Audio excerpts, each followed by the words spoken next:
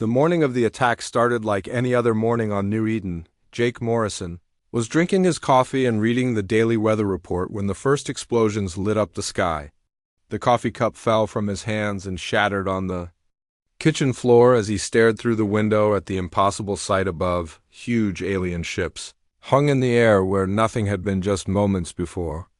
They were dark and angular, nothing like the smooth human cargo vessels that usually visited New Eden.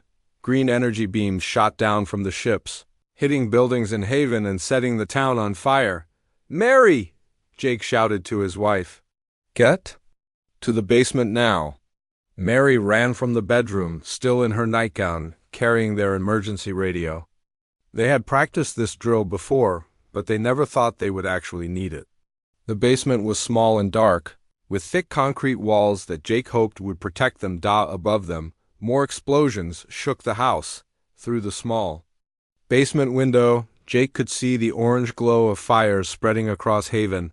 The alien ships were destroying everything they could see. Jake turned on the emergency radio and tried to contact the government building. Static filled the air, then suddenly Amy Collins' voice came through, shaky but clear. "This is Colony Control to all residents," Amy said. "We are under attack by unknown alien forces. Stay in your homes and take shelter immediately. I repeat, we are under attack." The radio went dead after that. Jake tried different channels but heard only static. The main communication tower must have been destroyed. In Haven, the attack was worse than anyone could imagine. The alien energy weapons cut through buildings like they were made of paper. The school where children should have been starting their day was now a pile of burning rubble. The hospital was gone. Half of the main street had been turned into a crater. Amy Collins worked frantically in the government building's communication room. She was a young woman who had come to New Eden to get away from the stress of city life. Now she found herself in the middle of something far worse than anything she had left behind. The building shook as another energy beam hit nearby. Amy's hands moved quickly over her equipment, trying to send out a distress signal to human space. She knew the nearest military ships were hours away, but she had to try. "Mayday, Mayday," she spoke into her microphone. "This is New Eden Colony under attack by alien forces. Multiple ships, heavy weapons, civilian casualties. Request immediate assistance. Mayday, Mayday." The signal went out just as the communication tower outside exploded in a ball of green fire. Amy was thrown to the floor as the building's lights went out. Emergency power kicked in, giving her just enough electricity to send one more message. She activated the colony's automatic distress beacon and recorded a short message. "New Eden Colony destroyed by alien attack. 12,000 civilians. Send help." Then the emergency power failed and everything went dark outside Haven. The alien ships were landing troops. The soldiers that came out were tall and thin, with gray skin and large black eyes. They carried weapons that fired the same green energy as their ships. They moved through the burning town, shooting at anything that moved. The Zephyrians had planned this attack for months. Admiral Kresh stood on the bridge of his flagship, watching his forces take control of the human settlement. To him, the humans were just another weak species that needed to be removed from valuable planets. "Resistance is minimal," his second-in-command reported. "The humans have no military forces here. We should control the planet within hours." "Good," Admiral Kresh replied. "Begin gathering the survivors. We will need some of them to work the farms until our own people arrive." The Zephyrian ground forces moved efficiently through Haven, using their advanced scanners to find humans hiding in basements and ruined buildings. They herded groups of terrified colonists into the town square, forcing them to sit on the ground, while alien soldiers guarded them with energy weapons. Old Pete Davis tried to run when the aliens found him in his house. A green beam hit him in the back, and he fell dead in his own doorway. Mrs. Johnson was pulled from her flower garden, crying and calling for her husband, who had been killed in the first wave of attacks. Some colonists tried to fight back with hunting rifles and farming tools, but their weapons were useless against alien armor and shields. The Zephyrians laughed at the humans' pathetic attempts to defend themselves. By noon, most of Haven was under alien control. Smoke rose from dozens of buildings and the smell of burning filled the air. Bodies lay in the streets where people had been caught in the open when the attack began. The peaceful farming town had become a war zone in just a few hours, but the aliens had made one important mistake. They thought New Eden was just a farming planet with no strategic value. They did not know that Amy Collins had successfully sent her distress signal before the communication tower was destroyed. Far away in human space. That signal was traveling through the quantum communication network at faster than light speed. It carried with it not just a call for help, but video recordings of the attack and the identity of the alien ships responsible. Jake and Mary huddled in their basement as alien aircraft flew overhead. Through the small window they could see other farmhouses burning in the distance. The beautiful fields of crops were trampled and destroyed by alien vehicles. "Why would they do this?" Mary whispered. "We never hurt anyone, we just grow food." Jake held his wife close and listened to the sounds of destruction above them. He did not know the answer to her question. He did not know that their small farming planet was about to become the reason for the most important war in human history. The aliens thought they were conquering a helpless world. They had no idea what they had just started. Don Phillips crawled through the tall corn in his southern field, trying to stay hidden from the alien aircraft flying overhead. He had been a Marine for 12 years before coming to New Eden to farm. When the attack started, all his old training came back to him like muscle memory. Behind him, 8 other farmers moved quietly through the crops. Most of them had never held a weapon before, but they were angry and desperate. They had watched their friends die and their homes burn. Now, they wanted to fight back. "Remember what I told you," Don whispered to the group. "These aliens have better weapons and armor, but they don't know this land like we do. We use that advantage." The alien ground forces were moving south from Haven, burning farms and capturing anyone they found. They rode in strange vehicles that floated above the ground and made no sound. Their weapons could kill a human from half a mile away, but the aliens did not understand farming. They did not know that the tall corn could hide a person completely, or that the irrigation ditches were deep enough to crawl through unseen. They did not know about the network of farm roads that connected every field on the continent. Kate Brooks met Dan's group at the old grain silo on the Peterson farm. Kate was the colony's veterinarian, a smart woman who understood chemistry and biology better than anyone else on New Eden. She carried a backpack full of supplies from her clinic. "I've been thinking about their armor," Kate said quietly. "It stops bullets and energy weapons, but I don't think it's sealed against chemical attacks. If we can make the right mixture." She opened her backpack and showed them bottles of medicine and chemicals from her veterinary supplies, mixed with fertilizer. From the farms, these chemicals could make powerful explosives and toxic gases. "You want to poison them?" asked Bill Turner, a wheat farmer who had lost his entire family in the attack. "I want to give them a taste of what they gave us," Kate replied. More farmers joined them throughout the day. Word spread through the rural areas that Don Phillips was organizing resistance. People who had been hiding in barns and root cellars made their way to the meeting point, bringing whatever weapons and tools they could find. By evening, Dan had 43 people ready to fight. They were not soldiers, but they knew every inch of the land. More importantly, they had nothing left to lose. The first attack came just after sunset. Dan's group had been watching an alien patrol moving through the Martinez farm, burning the apple trees and searching the buildings. The aliens moved in a straight line, following their scanners instead of using cover. Dan waited until the patrol was in the middle of the orchard, then gave the signal. Hidden farmers opened fire with hunting rifles from 3 different directions. The aliens' armor protected them from most of the bullets, but the surprise attack confused them. While the aliens tried to figure out where the shots were coming from, Kate ran through the orchard carrying a crop duster's spray tank filled with her chemical mixture. She opened the valve and covered the alien patrol in a cloud of toxic gas. The aliens' armor was not sealed. They began choking and falling down as the chemicals burned their lungs and skin. Within minutes, the entire patrol was dead or dying. Take their weapons, Don ordered.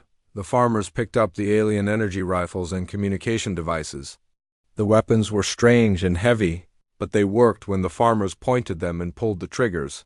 News of the successful attack spread quickly among the surviving colonists. More people came out of hiding to join Dan's growing force. They brought tractors and combines that could be turned into armored vehicles. They brought knowledge of secret places where supplies were hidden. The aliens were not expecting organized resistance. Admiral Kresh received reports of attacks on his ground forces with growing anger.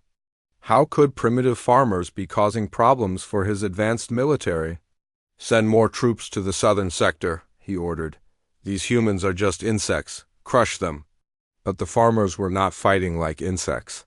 They were fighting like people who knew they were going to die anyway and wanted to take as many enemies with them as possible. Tommy Clark, who had run the colony's fuel depot, taught the farmers how to make explosives from diesel fuel and fertilizer. Linda Ross, a former engineer, showed them how to modify their farm equipment into weapons. The colonists turned their peaceful tools into instruments of war. The next attack came at dawn. Alien forces moved toward the southern farms in large numbers, expecting to overwhelm the human resistance with superior firepower. Instead, they found the roads blocked by disabled vehicles and hidden explosives. Don had positioned his people in the irrigation ditches and grain silos, giving them covered positions to shoot from. When the aliens tried to advance, the farmers hit them with captured energy weapons and homemade bombs. The battle lasted 3 hours. The aliens had better weapons and armor, but the farmers knew exactly where to hit them and how to disappear before return fire could reach them. They used the irrigation system to move unseen from place to place, always attacking where the aliens least expected it. By the time the alien forces retreated, they had lost 30 soldiers and 6 vehicles. The farmers had lost 12 people, but they had proven something important. The aliens could be hurt. That night, more colonists joined the resistance. People who had been too scared to fight now saw that the aliens were not invincible. Elderly farmers who remembered wars from their youth taught young people how to move without being seen and how to make weapons from everyday items. Kate Brooks worked through the night, creating more chemical weapons from veterinary supplies and farm chemicals. Her laboratory was now a bombed-out barn, but she had everything she needed to keep making poison gas and explosive compounds. "We can't win this war," Don told his fighters as they planned their next attack. "But we can make them pay for every farm, every field, every life they've taken. And maybe we can buy time for help to arrive." The farmers cleaned their weapons and prepared for another day of fighting. They were no longer just victims of an alien invasion. They had become soldiers defending their home, using everything they knew about the land to hurt their enemies. Above them, the alien ships continued their bombardment, but now they had to be careful. The humans below were fighting back, and that changed everything. General Paul Harrison was reading morning reports in his office at Terran Strategic Command when the priority alert flashed red on his desk screen. He had been a soldier for 35 years and had seen every kind of crisis, but the message from New Eden made his blood run cold. The quantum communication signal had traveled across space faster than light, carrying Amy Collins' desperate transmission and the automatic distress beacon. But it brought more than just a call for help. The colony's computers had recorded everything and sent it all in one compressed data burst. Paul watched the video files with growing horror. Alien ships appearing from nowhere. Energy weapons destroying buildings full of innocent people. Children running from explosions. Bodies in the streets of Haven. It was the worst thing he had ever seen. "Get me President Davis right now," Paul told his aide. "And wake up the entire Defense Council. We have a situation." Within minutes, the most powerful people in human government were connecting to an emergency video conference. President Helen Davis appeared on the main screen from her office in Geneva. Defense Secretary Robert Kim joined from his home in Tokyo. Intelligence Director Susan Walsh connected from her headquarters in New York. "What are we looking at, General?" President Davis asked. Paul played the video from New Eden. The room fell silent as the leaders watched peaceful farmers being slaughtered by alien weapons.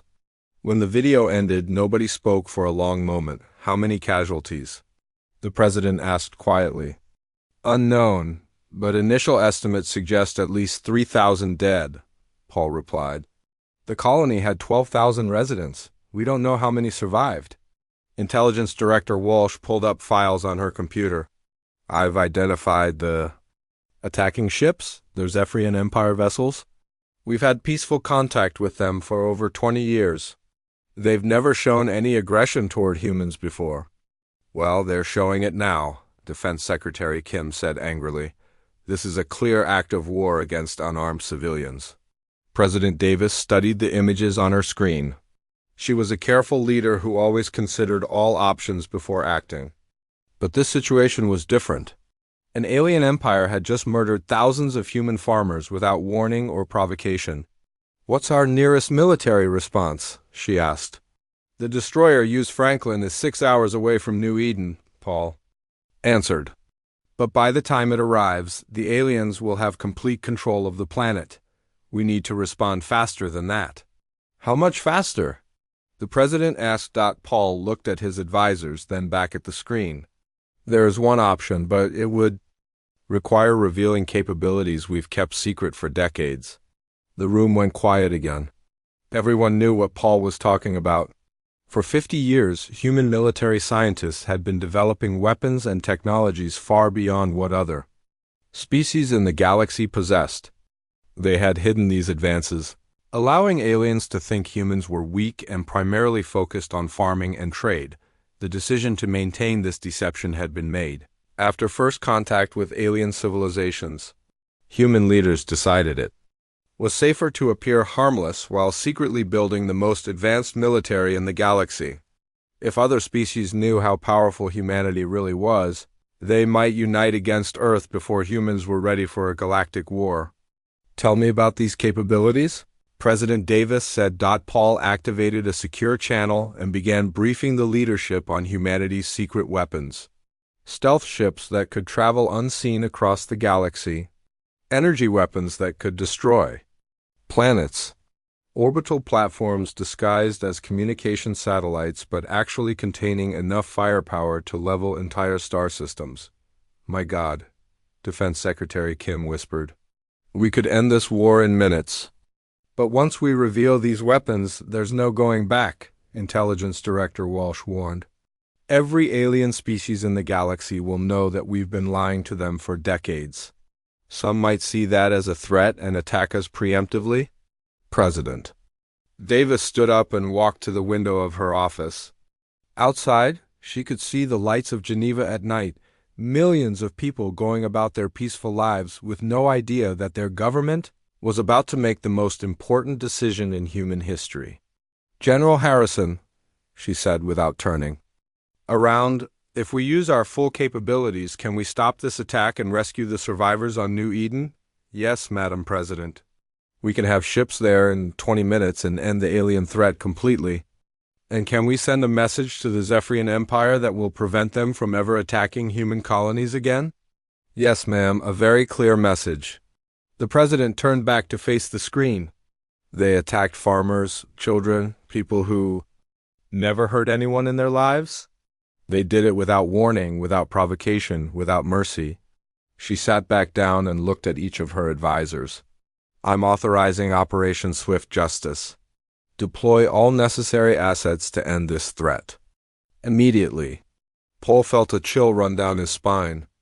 Operation Swift Justice was the code name for humanity's ultimate military response, the plan to reveal and deploy every secret weapon at once. It had been created as a last resort if Earth itself was threatened. "Madam President," Paul said carefully, "this will change everything.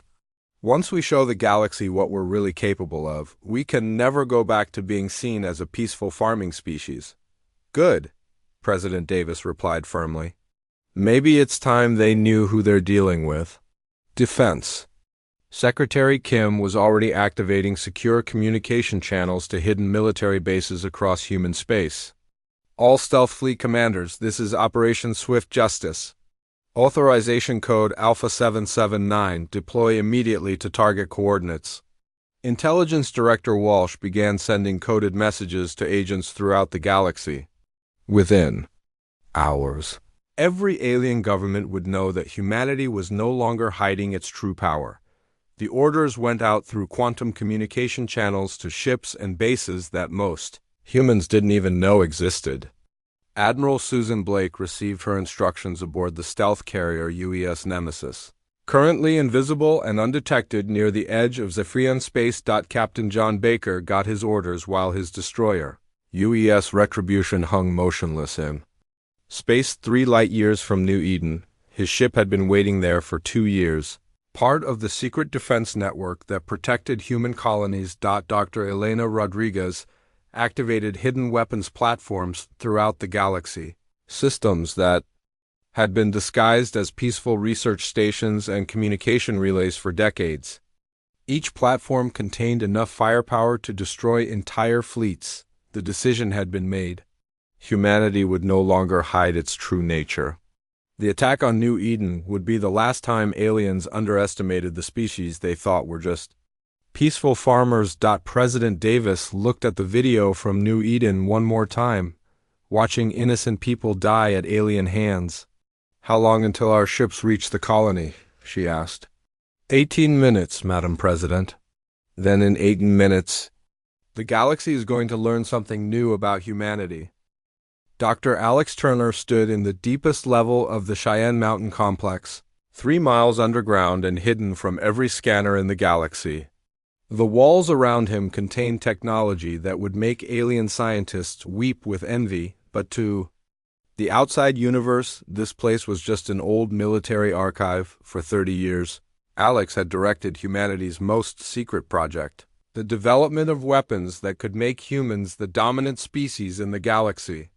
While aliens thought Earth was populated by peaceful farmers and traders, human scientists had been building the most advanced military technology in known space. The call from President Davis came through on Alex's secure line just as he was reviewing the weekly progress reports. Operation Swift Justice is authorized, the President said simply. Deploy everything. Alex felt his heart race. Those 3 words meant the end of decades of careful secrecy.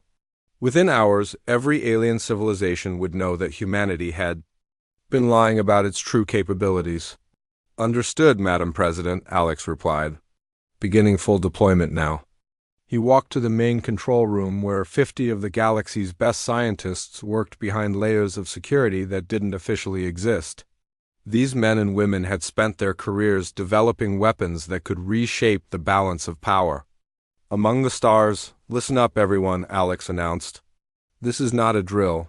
Operation Swift Justice is live. Begin activation of all assets immediately. The room exploded into controlled activity.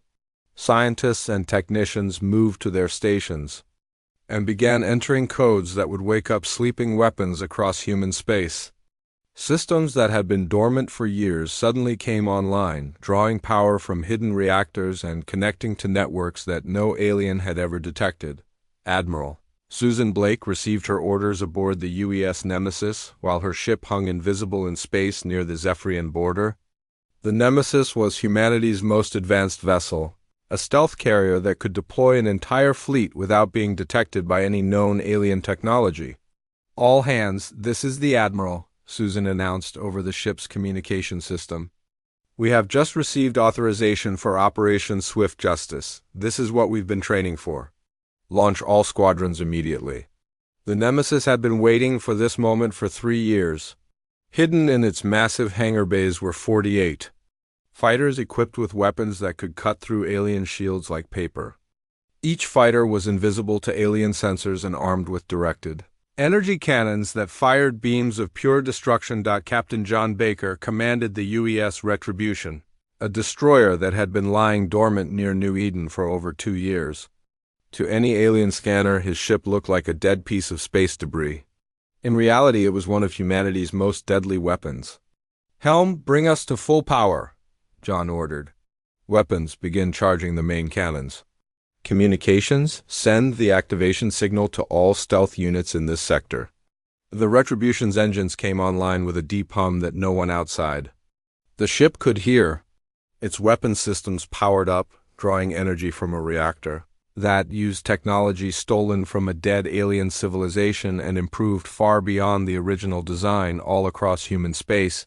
Similar ships were awakening from their long sleep. The stealth fleet consisted of 200 vessels that had been positioned near every major alien civilization. Each ship was equipped with technology that made it completely invisible and weapons that could destroy entire planets, but the ships were only part of humanity's secret arsenal. Dr. Elena Rodriguez worked from a hidden base on Luna, Earth's moon, where she controlled the orbital defense network that most humans didn't know existed. Beginning activation of all platforms, Elena reported to her superiors on Earth. Estimated time to full deployment, 15 minutes. For 40 years, humanity had been building weapons platforms throughout the galaxy and disguising them as harmless installations. Communication relays were actually particle beam cannons. Research stations contained gravitational weapons that could tear apart stars.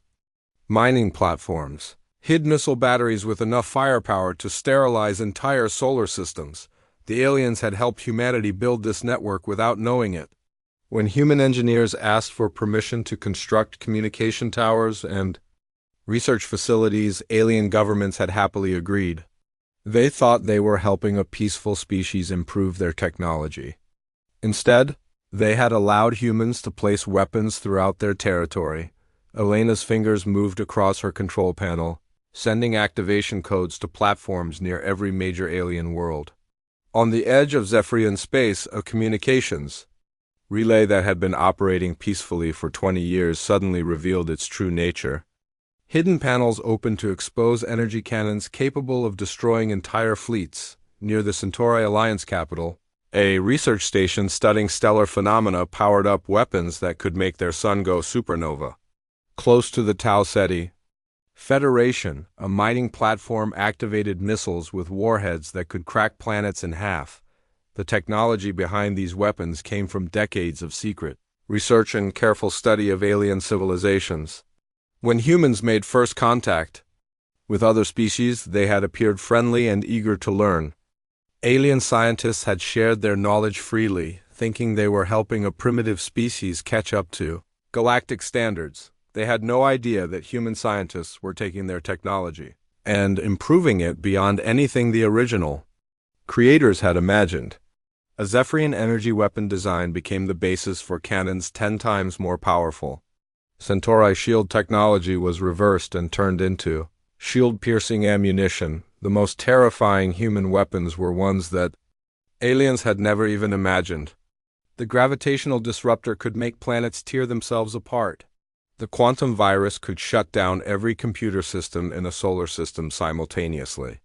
The dimensional shifter could make entire fleets vanish into parallel universes. Dr.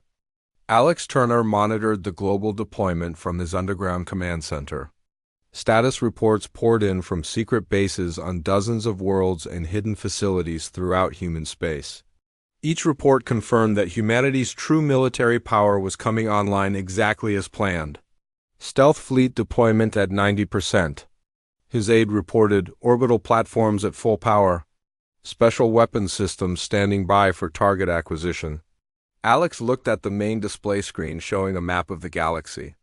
Red dots marked the locations of human weapons now coming online. There were thousands of them, positioned near every alien civilization and every strategic location in known space. For 50 years, humanity had been preparing for this moment. While aliens thought humans were weak farmers and traders, Earth's military had been building the most advanced and deadly arsenal in galactic history. The attack on New Eden had given them the excuse they needed to reveal it. All systems report ready, sir, the aide announced. Alex picked up his communication device and contacted President Davis. Madam President, all assets are deployed and ready, awaiting your final authorization. You have it, Doctor. Show them what humanity is really capable of. Alex turned to his staff and gave the order that would change the galaxy forever: execute Operation Swift Justice. Deploy all weapons. Hold nothing back. Captain Kyle Morrison stood on the bridge of his warship and looked at the blue planet ahead. 200 years had passed since his people last saw Earth. Back then, the Zephyrians had tried to take this world but found the humans too much trouble. The locals fought back with simple weapons and made life hard for the invaders. His ancestors decided Earth was not worth the effort and left to find easier targets. Now Kyle was back with a fleet of 50 ships. The High Command wanted Earth for its resources and good location. They expected to find the same weak humans they had left behind. Kyle smiled as he thought about how easy this would be. "Sir, we are getting strange readings from the planet," said his sensor officer. Kyle walked over to look at the data. His smile faded. The screens showed massive metal structures floating in space around Earth. Energy readings were off the charts. This did not look like the primitive world they had expected. "Are you sure these readings are correct?" Kyle asked. "Yes, sir. The humans have built some kind of defense network. It covers the entire planet." Kyle felt his confidence shake. This was not part of the plan. The humans were supposed to be using wooden ships and metal swords. They were not supposed to have space stations. On Earth, Admiral Lisa Parker sat in the command center deep under Colorado.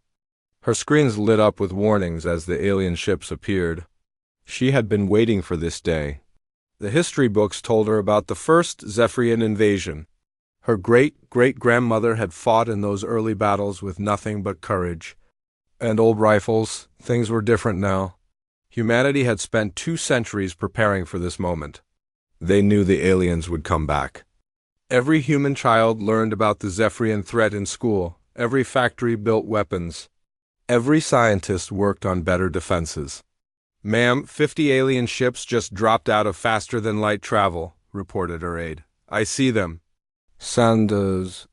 The standard greeting, Lisa said calmly. The message went out on all frequencies. "This is Earth Defense Command. You have entered human space without permission. State your business or leave." Kyle received the message and laughed. These humans still thought they could give orders to the mighty Zephyrian Empire. He opened a channel to respond. "Primitive humans, this is Captain Kyle Morrison of the Zephyrian Imperial Fleet. Earth belongs to us by right of first claim. You have 1 hour to surrender completely or face destruction." Lisa listened to the alien's words.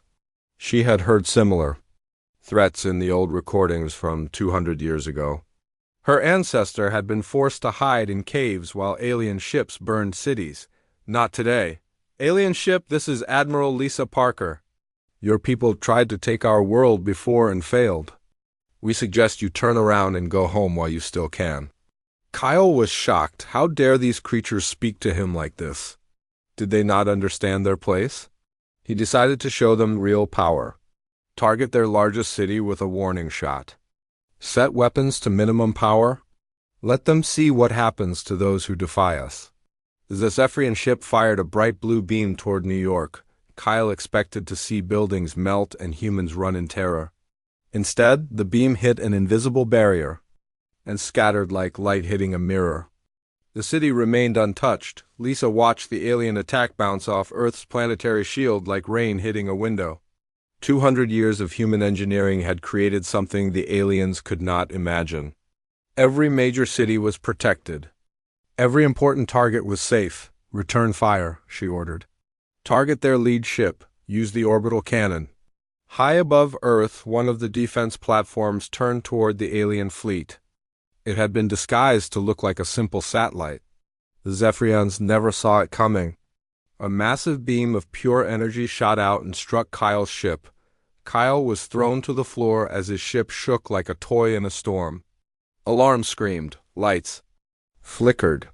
His mighty warship had taken more damage from one shot than it had received in 10 years of battle. "Damage report," he shouted.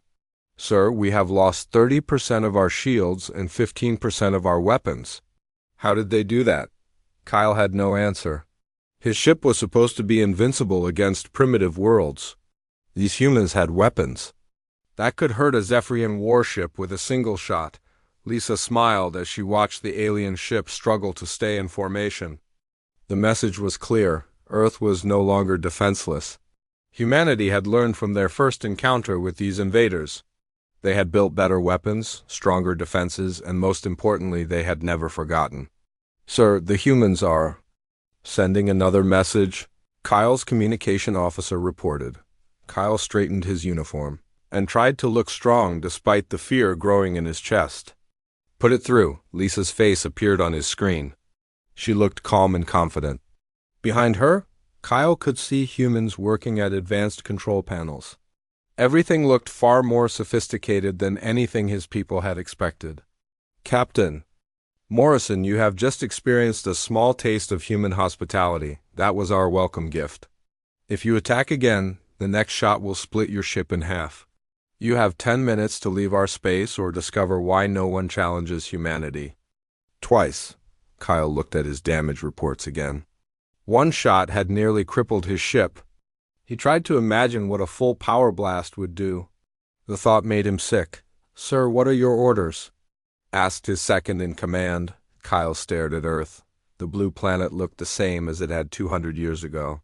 But everything had changed. The humans were no longer the weak prey his ancestors had described. They had become something else entirely, something dangerous. Kyle Morrison made his choice. He would not retreat from a bunch of primitive humans. The Zephyrian Empire had conquered 1,000 worlds. Earth would not be different. "Open a channel to all human frequencies," he ordered. "Let every person on that planet hear this." The message went out across Earth. Every television, radio, and computer received the alien signal. Kyle's face appeared on screens in homes, offices, and military bases around the world. "Humans of Earth, I am Captain Kyle Morrison. Your world now belongs to the Zephyrian Empire. You have resisted our rightful claim to this planet, but your resistance ends now. Surrender immediately or watch your cities burn." In his office in Washington, D.C., General Chris Bennett turned off the alien broadcast. He had been expecting this day for his entire career. As Earth's top military commander, he knew the history better than most. He pulled up the old files. From the first Zephyrian invasion, the records made interesting reading. 200 years ago, the aliens had landed expecting easy victory. They found humans with muskets and cannons.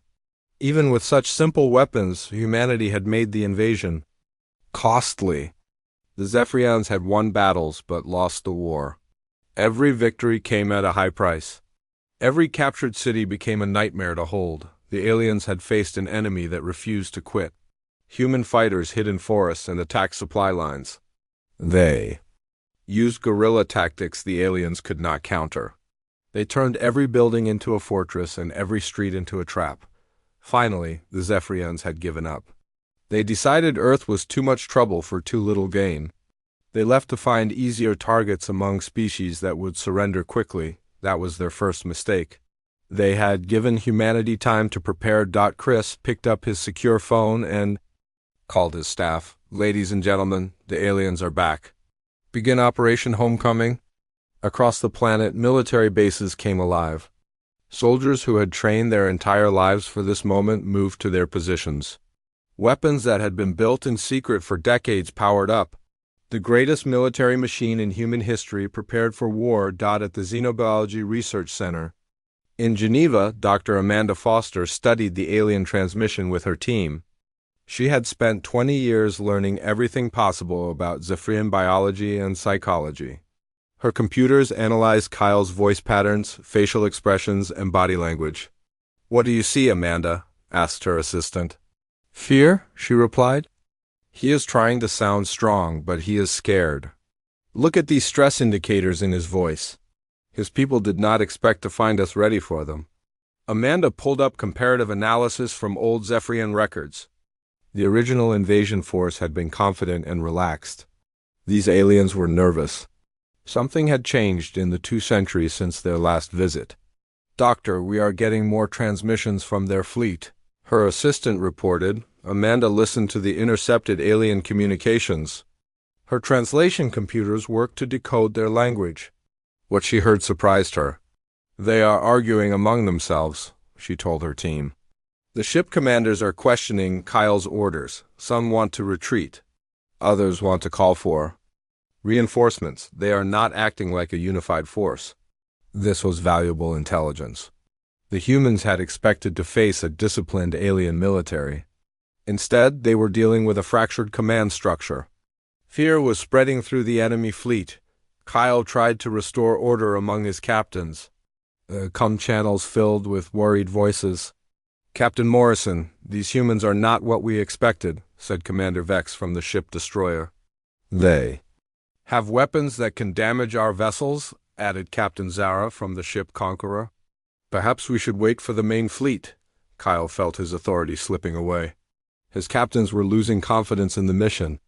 If he showed weakness, now the invasion would collapse before it began. "All ships will maintain position," he ordered. "We are the Zephyrian Empire. We do not retreat from inferior species." But even as he spoke, Kyle wondered if the humans were truly inferior. Their defensive systems had stopped his demonstration. Attack without effort. Their counterattack had damaged his ship with frightening ease. Nothing in the historical records had prepared him for this. On Earth, Lisa Parker watched the alien fleet through her satellites. The enemy ships were holding position, but making no aggressive moves. Their formation was loose and undisciplined. She could see the signs of an army losing its nerve. "Ma'am, we are intercepting increased communications from the alien fleet," reported her intelligence officer. "What are they saying?" "Our computers are still working on translation, but it appears they are having internal disagreements." "Some ships want to retreat," Lisa nodded. This matched what her psychologists had predicted. The aliens had come expecting an easy victory. When they met real resistance, their confidence would crack. Humans had learned this lesson the hard way during their own wars. Shock and surprise could break even strong enemies. "Send another message to their fleet," she ordered. Kyle received the new transmission from Earth. This time, multiple human faces appeared on his screen. They wore different uniforms and spoke from different locations around the planet. "This is General Chris Bennett, Supreme Commander of Earth Defense Forces. Captain Morrison, your demand for surrender is rejected. This is Dr. Amanda Foster, Chief Xenobiologist. We know more about your species than you think. We know your weaknesses. This is Admiral Lisa Parker, Orbital Command. Your ships are outmatched and outnumbered. Leave now or face destruction." Kyle realized he was not dealing with a single human leader. This was a coordinated response from multiple commanders. The humans had a sophisticated command structure that could respond quickly to threats. This was not the disorganized resistance his ancestors had faced. Worse, they claimed to know Zephyrian weaknesses. How was that possible? His people had spent 2 centuries conquering other worlds. They had learned and adapted. What could these isolated humans possibly know? "Sir, we are detecting new energy readings from the planet," his sensor officer reported. Kyle looked at the data. More defense platforms were powering up. Weapons he had not even noticed were coming online. Earth was revealing more of its military strength with each passing moment. The realization hit him like a physical blow. The humans had been holding back. That devastating shot that had damaged his ship was just a warning. They had been showing mercy, not weakness. Kyle Morrison, captain of a mighty Zephyrian warship, felt something he had never experienced before in battle. He felt outmatched. The primitive humans had somehow become a real threat to his technologically superior fleet, but retreat was not an option. The High Command expected victory. His career depended on taking Earth. He would have to find another way to win this war, even if it meant learning why his ancestors had called humanity the most dangerous species in the galaxy.